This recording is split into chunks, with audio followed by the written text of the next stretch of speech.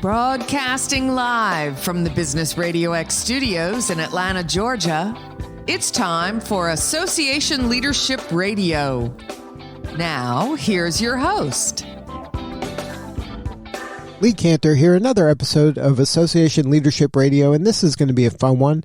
Today on the show, we have Lowell Aplebaum with Vista Cova. Welcome. Thanks so much for having me, Lee. Well, I'm excited to learn what you're up to. Tell us a little bit about Vista Cova. How are you serving folks?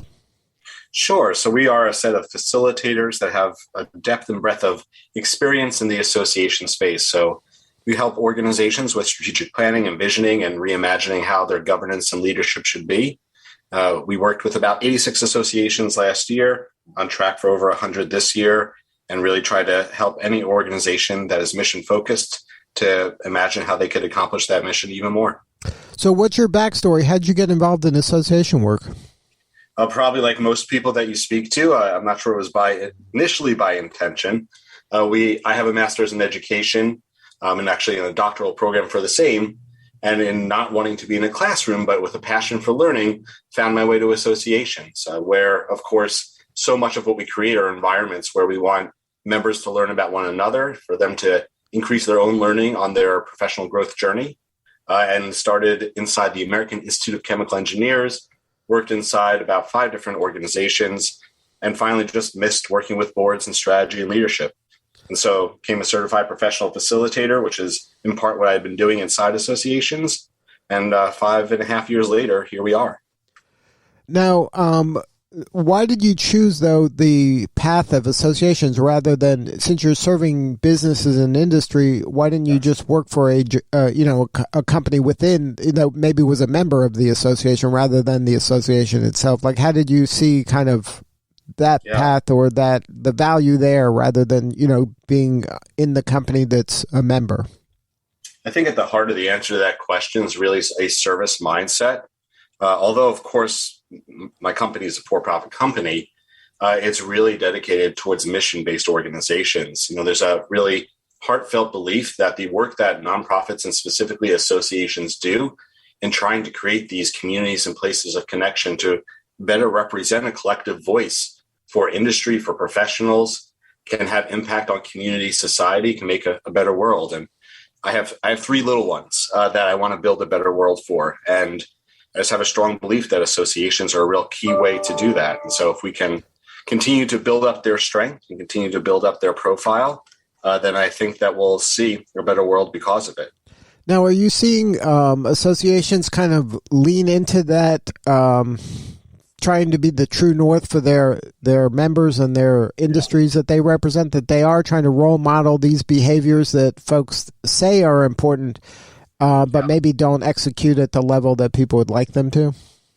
I think the past few years in particular, as we've experienced ever successive, more rapid societal shifts, that associations in general have been able and been forced to actually embrace that more. Right? I mean, they've had to be representatives of industry when that industry has been disrupted. And so there's been a great opportunity for those organizations that can recognize that their mission is not just to throw a great meeting, right? That their mission is not just to make a pretty journal, but their mission is to create the right value and resources to amplify and to embody the voice and potential of their membership or the industry they represent. Yeah, those organizations are taking mission to heart and are really, it's impressive how they're innovating to try to go beyond what have been traditional models to think about, if we can do anything, but not everything, like what are the most important places we could invest to advance that mission? And so I do think that there's been a double down, right? I do think there's been a serious focus on that. I think many organizations are still learning how to do it. Now, you mentioned that the chaos and the disruptions that have been happening lately have been maybe unprecedented in our time, at least. But how have these associations done when it comes to pivoting and adjusting and, kind of maybe getting outside of their comfort zone when it comes to the status quo, that they've had to make changes, they've had to no longer rely on things that historically maybe have served them, but they've had to make adjustments. Just even like you said, like coming out of the pandemic, serving members always in person or with live events in real life, shifting to some more virtual or remote or, not in-person events. That was a big shift in providing value to members. How have you seen them, handling that disruption? I think that you would hear from many CEOs that many of the changes that have come have been places that there was initial intention for. The idea of being able to serve a broader audience, to be more inclusive by geography, by having virtual programming isn't novel. It's just not anything that for many organizations was a short-term priority. It was more of a slow roll of how do we get there. Welcome pandemic and forced innovation, all of a sudden you see how quickly can we adapt. And so I think organizations have taken the 2-ish years of pandemic as a time of forced innovation. And that's opened up a lot of experimentation and innovation in ways that many organizations probably needed. I think the real tipping point we're at now is that as we go from pandemic to endemic, right? And there's still, of course, societal shift and change that's happening nearly every week. We do see that there are some organizations that take a traditional mindset of where can we somehow go back, even though they don't have any sort of time travel machine, rather than taking a mindset of what did we learn over the past 2 years? What are the new strengths we discovered we had? And rather than try to recreate the past, what is the future we want to design where we leverage those strengths so that we both acknowledge what we had beforehand, but then include what we've been able to learn and create. And so perhaps it's not a full shift back to in-person. Perhaps it's not a full shift back to virtual. Is there a blend there, right? Is there a balance there? And I think that goes across the gamut. Another one, of course, for national organizations, at least here in the United States, was the Black Lives Matter movement and the raised profile of the importance of DEI, J&A. And so I see many organizations we're working with rethinking about their governance structures, right? How are we choosing a board of directors, not by nepotism, but by strategic competencies and diverse representation? And I think that many leaders would tell you that their hope is that isn't something that goes back, right? But that is something that continues to have a place of progress and innovation and growth. And so there's a lot of opportunity, especially at this moment, to learn the lessons from the past few years, to not lose those, but to take what's been a place of forced innovation and to put in place practices of innovation that become part of the routine. So it doesn't take a pandemic or some other societal crisis to shift into a mode where we have to think about something new. Now, could you share maybe some of the symptoms that an association is having where maybe they need to kind of inject some of the leadership that you were talking about? Like, what are some signs that maybe things aren't going as well as that they have been going? So I think if we're talking specifically around leadership here, for many organizations, one of the wake-up calls is the generational shift. It's always interesting when you're talking to a board of directors or leaders of an organization who talk about concerns about the next generation not becoming involved, around the next generation's voice not being joining the organization. And yet the entire board of directors is the senior experienced generation, right? Where is their efforts in inclusion if they want to see that, just as one example. So that's one place that often, if they can actually articulate a need for a greater inclusive nature by a differentiated population that isn't present, that doesn't happen by accident. Being welcoming and creating a sense of belonging doesn't happen by accident, but by intention. So that's certainly what I would say is one indicator. A second indicator I would say is if you look at the systems of leadership within an organization, what you want to try to measure and to ask about is not how well they're able to say yes to things, but how strong is their capacity to say no, right? Is there an inherent system and a belief in the culture that if they say no, if they're willing to cut back or to cease doing some programs because those programs have lived its time, that's not a place of failure, but that's a place of capacity building so they can be in a space of design and creation about what's needed next. And so organizations that have a culture where saying no, right, we're being able and willing to sunset, to pause things, to create capacity for new and innovation, those are the ones that are going to thrive. And that takes culture, right? And so I think the third piece of that would just be that there is an intentional culture in the membership and in the leadership of not just what is the value they're going to produce, but of who they are, right? Of what you're going to experience, about what we've agreed to and how we function.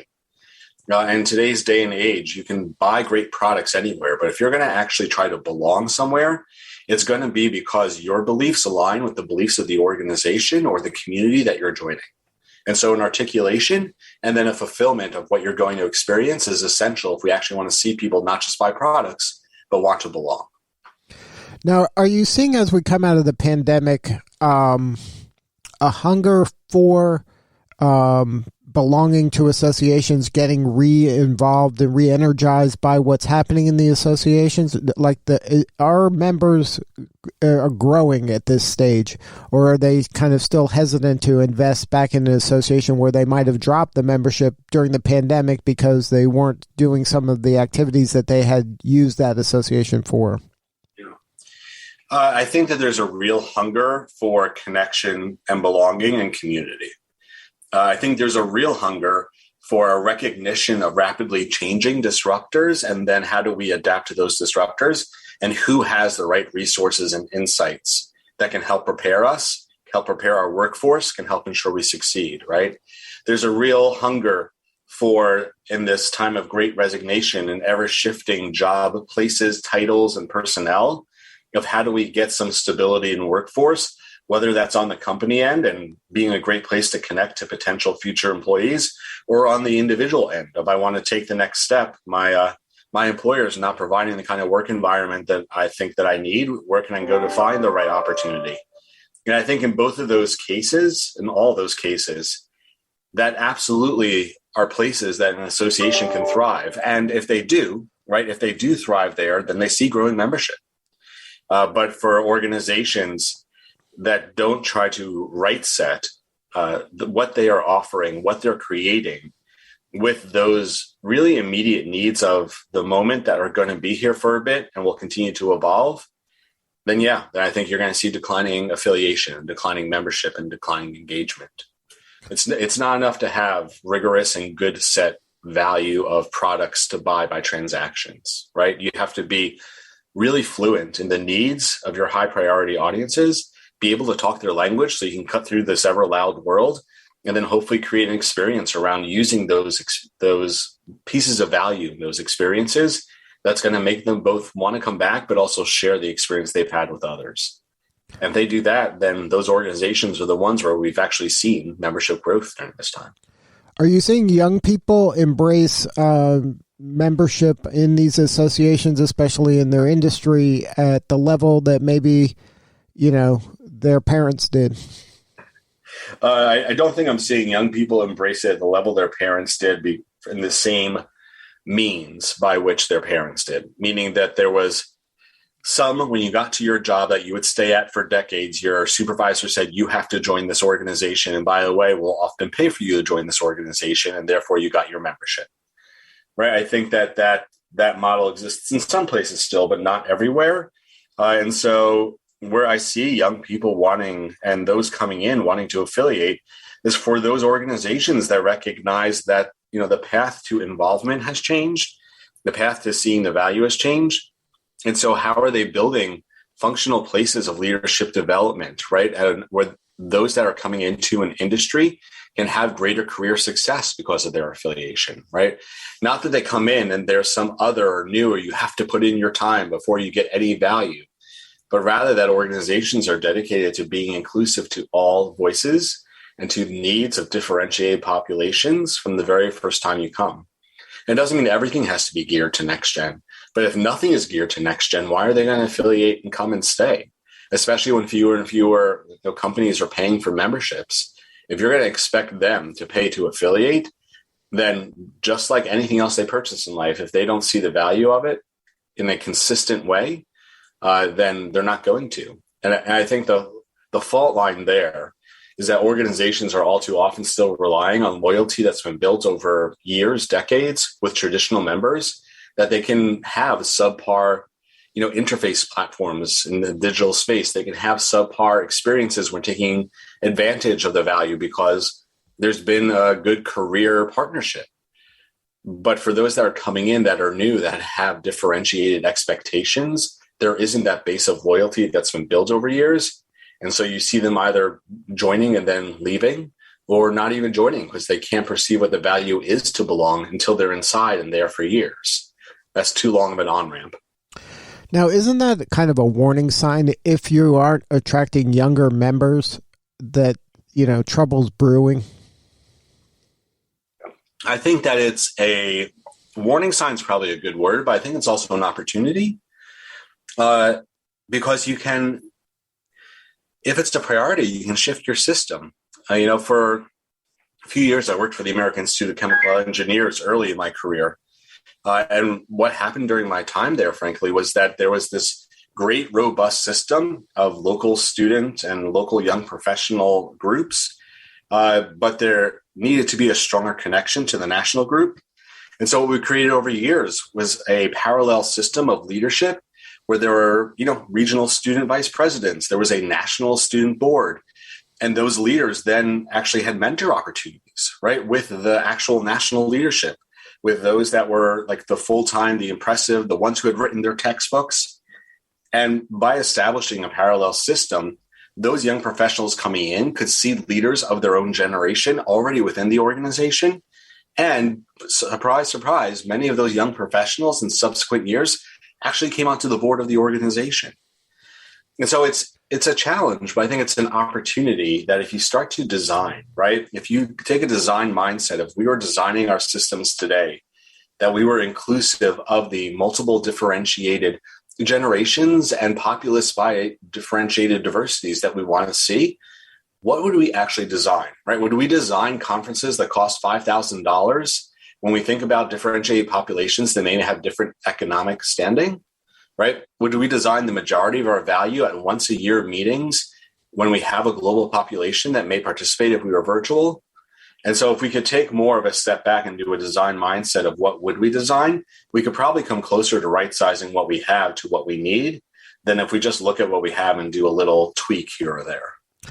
And it gets back to what you're saying, being clear on what your mission and true north is, as well as pushing that kind of value to your members. I mean, if you can get those two things right, you can be more inclusive. You could serve more people in the way that they want to be served in today's world. Absolutely. And I think that, what's key to that is that that's not static, right? The organization's like, okay, we know what they need, and now we're good for the next 5-10 years, are in just as much of a pickle as the ones that said the same thing 5 years ago and haven't changed. And so what we really need are systems designed within an organization for places of continual input. Hopefully, what I at least talk about often is the curiosity imperative, that an organization that inherently elevates the need to be curious will see leaders that ask more questions than hear their own voice. We'll see staff that seek to listen to members more than just quickly answer a needs-related question. And we'll seek an overall community that wants to be a learning community that can evolve together. And if that can help guide an organization, then those places of differentiated value won't become static. They'll become ever-evolving. Now, can you share a story? Maybe you don't name the name, but maybe explain what the challenge the association had when you came around to help them, and then how you were able to help them get to a new level.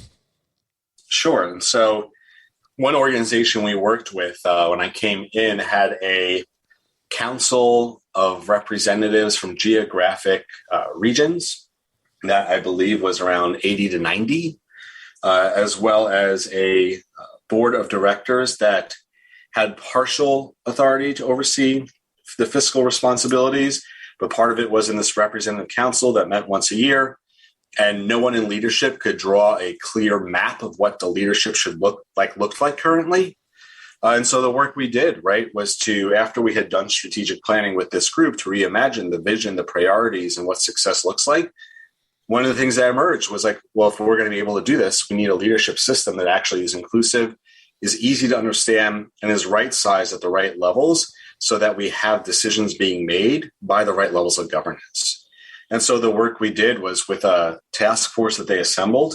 was to look at what are the best practices in nonprofit association governance leadership happening in the space today, to have them then discuss, decide, debate, right? What are the things that we need that will fit within our system where we want to see inclusion of voice, but we also want to see meaningful volunteer input and contribution, and really help them redesign where we got still a representative council, but that representative council was just about 24. And instead of having roles of fiscal oversight, they had advisory roles.